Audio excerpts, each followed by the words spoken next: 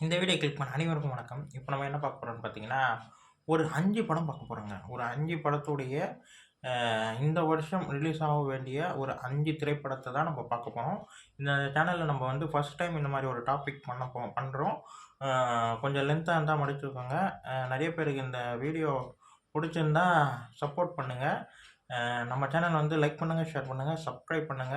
All என்ற bell ஐக்கான click பண்ணி ஆல் என்ற நோட்டிஃபிகேஷன் போட்டானா, அடுத்தடுத்த வீடியோ நான் போடுறது உங்களுக்கு வந்து நோட்டிஃபிகேஷனா வரும். அதாவது டாப் 5 மூவி தான் இப்போ பார்க்க போறோம் நம்போ. 25 அதாவது 2025ல வரக்கூடிய ஒரு டாப் 5 மூவி தான் ஒவ்வொன்னா நம்ம பார்க்க போறோம். முதல் படம் என்ன பார்க்க போறோம்னு பார்த்தீங்கன்னா, முதல் திரைப்படம் வந்து நம்ப பிரதீப் ரங்கராஜன் அவருடைய மூவி தான் டிராகன். டிராகன் படத்துடைய ஃபர்ஸ்ட்டு தான் பார்க்க போறோம். டைரக்டர் யாருன்னு பார்த்தீங்கன்னா, அஸ்வின் மாரிமுத்து. ஆல்ரெடி அவர் வந்து ஒரு படம் பண்ணியிருக்காரு. நெறைய பேருக்கு படம் தெரிஞ்சிருக்கலாம். அசோக் செல்வன வச்சு "ஓ மை கடவுளே" என்ற படத்த டைரக்ட் பண்ணியிருக்காரு. அந்த படம் வந்து எனக்கு ரொம்ப பிடிக்கும். அந்த படம் நான் பார்த்துருக்கேன். அந்த படம் எனக்கு ரொம்ப பிடிக்கும். காதலுக்கும், வாழ்க்கைக்கும் அ ஒரு அழகான ஒரு ஸ்க்ரீன் பிளேவா சொல்லியிருப்பாரு. மறுவாய்ப்பு, அதாவது நம்ப செஞ்ச தப்ப திருத்திக்கிறதுக்கோ, இல்ல மாத்திக்கிறதுக்கோ, இல்ல இது வேணாம், இந்த வாழ்க்கை வேணாம், வேற வாழ்க்கைக்குள்ள போகணும் என்ற மறுவாய்ப்பு கிடைச்சா எப்படி இருக்கும்ன்றது தான் கதையோட மையம் இதுவே. அது ரொம்ப அழகா சொல்லியிருப்பாரு. நம்ம எஸ்டிஆர வச்சு இப்போ படம் பண்ண போறாரு. இப்போ வந்து பிரதீப் ரங்கராஜன வச்சு டிராகன் பண்ணிக்கிட்டு இருக்காரு. சரிங்களா? அதனால அவருடைய டைரக்ஷன் எனக்கு ரொம்ப பிடிக்கும். நம்ம பிரதீப் அவங்களுடைய ஆக்டிங்கும் சரி, டைரக்ஷன் போர்ஷனும் சரி 2மே எனக்கு ரொம்ப பிடிக்கும். கோமாளியா இருக்கட்டும், லவ் டுடேவா இருக்கட்டும் 2மே எனக்கு ரொம்ப பிடிச்சிருந்தது. இப்போ அவருடைய படம் அது நம்ம இப்போ இந்த படம் முதல்ல பார்த்துட்டோமா? அதுக்கு அடுத்து அடுத்த படம் என்ன பார்க்க போறோம்னு பார்த்தீங்கன்னா, நம்ம தனுஷ் சாருடைய இயக்கத்தில வரக்கூடிய திரைப்படம் இட்லி கடை. அதாவது தனுஷ் சாருடைய 3வது திரைப்படம். டைரக்ஷன்ல அவர் பண்ணக்கூடிய 3வது திரைப்படம். முதல் திரைப்படமும் எனக்கு ரொம்ப ரொம்ப பிடிச்சிருந்தது. பவர் பாண்டி. அந்த படமே ஒரு காதலும், அழகான உறவும் ரொம்ப அழகா பேசியிருப்பாரு. காதல மையப்படுத்தி ரொம்ப அழகா பேசியிருப்பாரு. 2வது ஆக்ஷனும், அன்பும் ரொம்ப அழகா பேசியிருப்பாரு. 3வது திரைப்படம் என்ன மாரி ஜானர் இருக்க போதுன்ற ஒரு எதிர்பார்ப்பு இருக்கு எனக்கு. அதுவும் நம்ம அருண் விஜய் சார் வேற உள்ள இருக்காரு. போஸ்டர் எல்லாமே ரொம்ப நல்லாயிருக்கு. ஃபர்ஸ்ட் லுக் போஸ்டர்லாம் வெளியாச்சு ரொம்ப நல்லாயிருக்கு. எனக்கு ரொம்ப பிடிச்சிருந்தது. அதுக்கப்புறம் அ எதிர்பார்ப்பு இருக்கிற திரைப்படம் எதுன்னு பார்த்தீங்கன்னா, நம்ம சூர்யா சாருடைய கார்த்திக் சுப்புராஜ் சார், சூர்யா சாருடைய ரெட்ரோ திரைப்படம் தான். ரெட்ரோ திரைப்படம் தான் பார்க்க போறோம். ரெட்ரோ திரைப்படம் வந்து சூர்யா சாருக்கு வந்து இப்போ சமீப காலமா அவருடைய படங்கள் வந்து சூரரை போற்றா இருக்கட்டும், ஜெய் பீமா இருக்கட்டும், எல்லாமே விமர்சன ரீதியா நல்ல ஒரு ஹிட் கொடுத்த ஒரு திரைப்படம். கங்குவா பெரிய ஒரு எதிர்பார்ப்பை ஏற்படுத்திச்சு. பெரிய ஒரு தாக்கத்தை ஏற்படுத்துது. படம் அப்படி இருக்கும், இப்படி இருக்கும். ஆனா ஏதோ ஒரு விமர்சன ரீதியா சம்திங் ஏதோ ஒரு இடத்துல வந்து அ இதுவாயிருக்கு.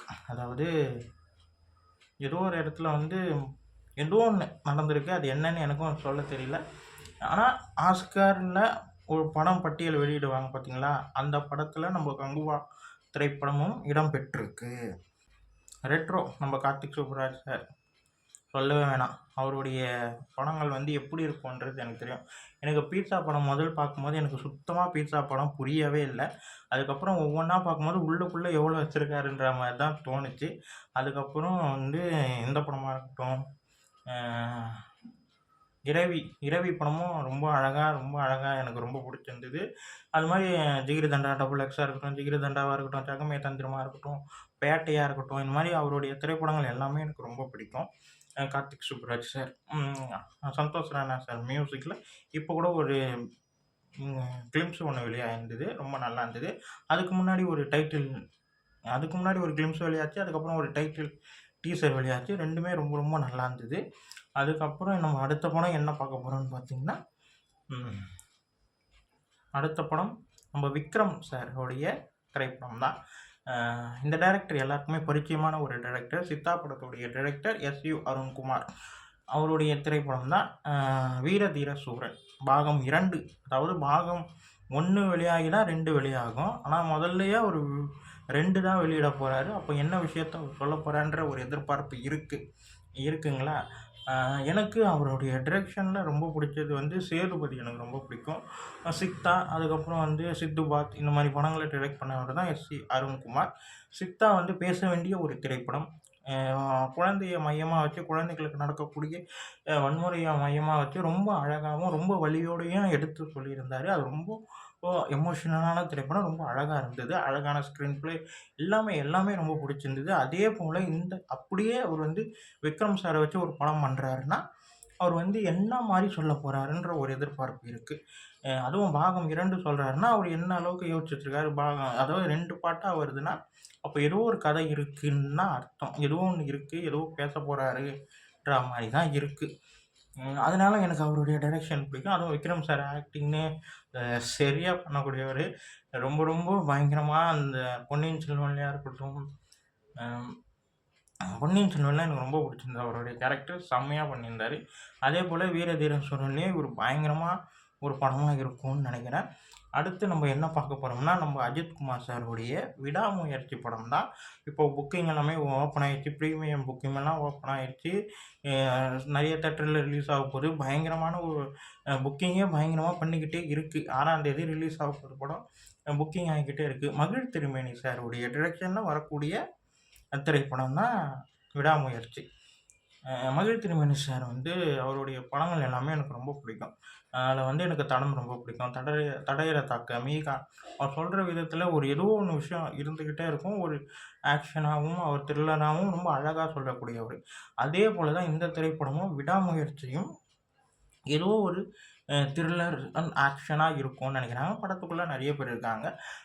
Trisha ma'am, Ajith sir, Arjun sir, Aarav, அப்புறம் நம்ம அனிருத் சாருடைய மியூசிக்கு எல்லாமே டீசர், ட்ரெய்லர் ரொம்ப நல்லா இருந்தது. பாட்டு சத என்னது சவதிக்கா அதுவும் ரொம்ப பிடிச்சிருந்தது. அப்புறம் ரீல் ரோடர் சவதிக்காவும் வெளியாயிருச்சு. அதுவும் ரொம்ப நல்லா இருந்தது. அதுக்கப்புறம் பத்திக்கிச்சி பாட்டும் பயங்கரமாக வெட்டியாக இருக்குது. உண்மையாகவே பாட்டு பத்திக்கிச்சி மாதிரி தான் இருந்தது. இந்த வருஷம் ரொம்ப எதிர்பார்ப்போடு இருக்க திரைப்படத்தில் இந்த 5 படம் நான் வந்து நானா உங்களுக்கு எப்படி சொல்கிறது, எனக்கு என்ன மாதிரி தெரியுமோ அந்த மாதிரி நான் உங்கள்கிட்ட நான் பேசியிருக்கேன். எதனா தப்பாக எதனா பேசியிருந்தா மிஸ்டேக்காக எதனா பேசியிருந்தேன்னா மன்னிச்சுக்கோங்க. இந்த மாதிரி உங்களுக்கு இந்த வீடியோ உங்களுக்கு பிடிச்சிருந்தா நீங்கள் வந்து சப்போர்ட் பண்ணுங்கள். பாகம் 2 கூட போடுறேன். இந்த வீடியோ உங்களுக்கு பிடிச்சிருந்தா லைக் பண்ணுங்கள், ஷேர் பண்ணுங்கள். மறக்காமல் சேனலை சப்ஸ்கிரைப் பண்ணுங்கள், என்னை மோட்டிவேஷன் பண்ணுங்கள். அடுத்த வீடியோவில் நம்ம சந்திப்போம். பாய்.